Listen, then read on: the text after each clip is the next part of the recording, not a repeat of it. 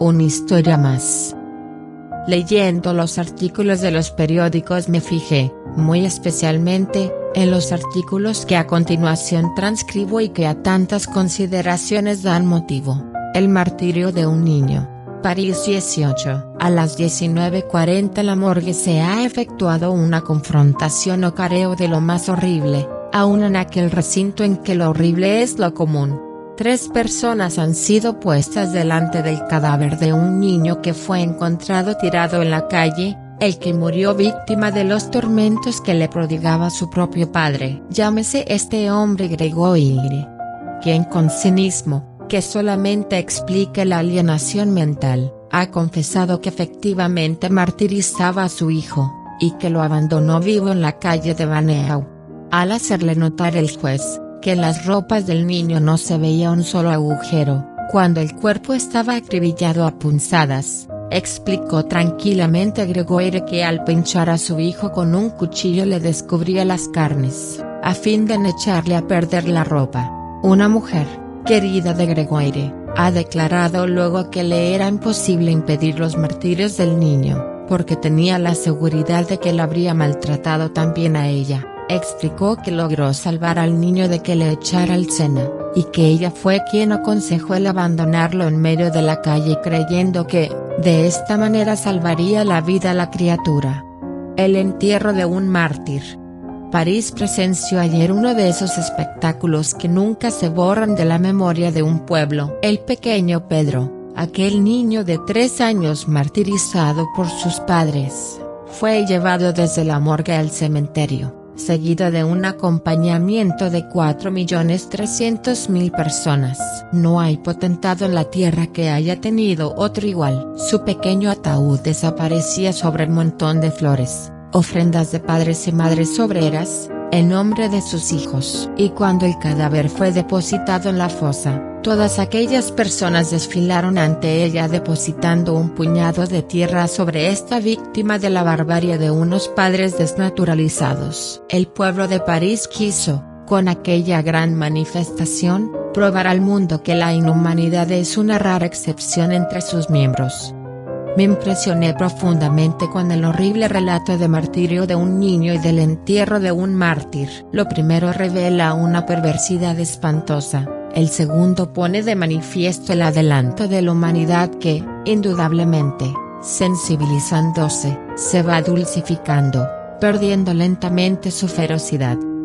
No juzgues tan a la ligera, me dice un espíritu, la humanidad obra según las circunstancias y, créeme, hace muchos siglos que la humanidad terrena sabe compadecer al desvalido y sabe perseguir al delincuente. A ese espíritu que el pueblo de París ha tributado el homenaje de su pensamiento, ese mismo pueblo, esa gran masa que siempre es la misma, en todas las épocas, impresionable justiciera, ese pueblo, a ese mismo espíritu, en los primeros días del siglo XVIII, le persiguió por las calles de París con el único afán de arrastrarlo y descuartizarlo. ¿Sabes por qué? Porque el espíritu del pequeño Pedro era en los albores del siglo pasado un noble de la casa de Francia, pero todo lo que le sobraba de blasones y de pergaminos le faltaba de sentimiento y de humanidad, de un carácter violentísimo, irascible sobre toda ponderación, tenía atemorizada su numerosa servidumbre, en particular a unos cuantos niños que los tenía en calidad de paje. Uno de ellos,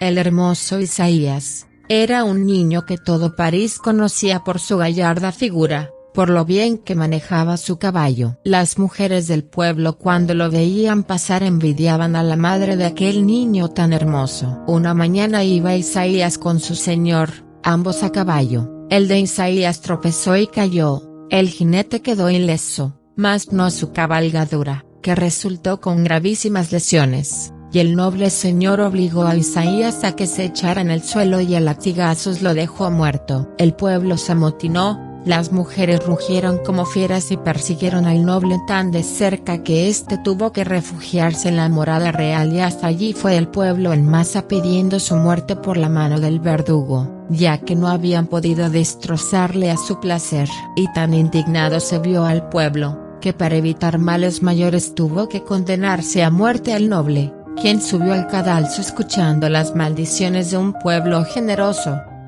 El noble de ayer es el pequeño Pedro, que reconociendo su inferioridad, gracias al espíritu de Isaías, que es, se puede decir, su ángel tutelar, eligió uno de sus muchos enemigos para crearse familia en la tierra. Pedro venía dispuesto a comenzar un ensayo de reconciliación, pero su padre, que en otro tiempo fue víctima de su crueldad y murió en el patíbulo por causa suya, no ha podido ver en su hijo más que a un ser que odiaba con todo su corazón, por lo que se ha complacido en atormentarle con ferocidad inaudita, lo que es un baldón de ignominia para todo espíritu, porque un niño siempre inspira lástima por su impotencia, siendo este el único medio de reconciliación que se puede emplear en la tierra. Se necesita ser un monstruo de iniquidad para no sentirse conmovido ante un niño que por feo, por repulsivo que sea, es impotente, no puede defenderse y necesita de todos. Si un irracional inspira compasión cuando carece de alimento, ¿qué deberá suceder con un pequeñuelo que no puede defenderse? Por eso el padre de Pedro es un verdadero criminal que ha puesto nuevos eslabones a su larga cadena, y ahora tendrá que ir tras el espíritu de su víctima pidiéndole clemencia, pues aunque el espíritu de Pedro está dispuesto a progresar, su perdón no le quita ni un átomo a la enormidad de la cruel venganza de su antiguo y vencido enemigo.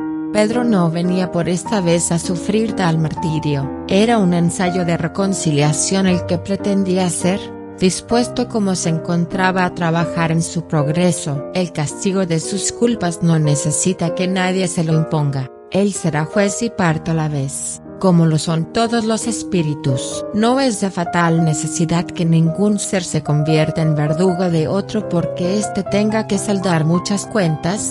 Cada uno es el verdugo de sí mismo. Cuando se tiene que morir de un modo violento o en la mayor miseria, sufriendo cruentos dolores, el odioso papel de atormentador lo hace el espíritu dominado por su mal instinto, no porque venga a la tierra con órdenes superiores para torturar a los culpables de ayer. La ley se cumple sin necesidad de ningún agente ejecutor. No tenéis más que mirar en torno vuestro y os convenceréis. ¿No habéis visto o leído muchas veces que hombres poderosos, con bienes de fortuna, con vida regalada, con familia cariñosa, ponen fin a sus días del modo más horrible? ¿No recordáis a aquel anciano que, en París, disfrutando de una buena renta y de excelente salud, dejando una cartera llena de inmensos valores, se colocó delante de la chimenea completamente desnudo, se untó todo el cuerpo con petróleo y escondió su cabeza entre los troncos candentes? ¿Qué os prueba su modo de morir? Que tenía irremediablemente que carbonizar su cuerpo para sufrir los dolorosos pasajes que a otros ocasionó en la hoguera.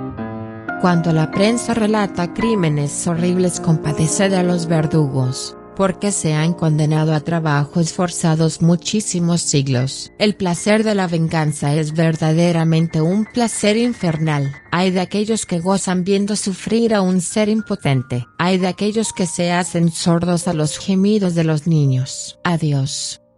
Estoy muy conforme con la comunicación que he recibido. Siempre he creído que el papel de verdugo no era necesario a la humanidad. Basta al hombre su propia historia para subir a los cielos o descender a los abismos.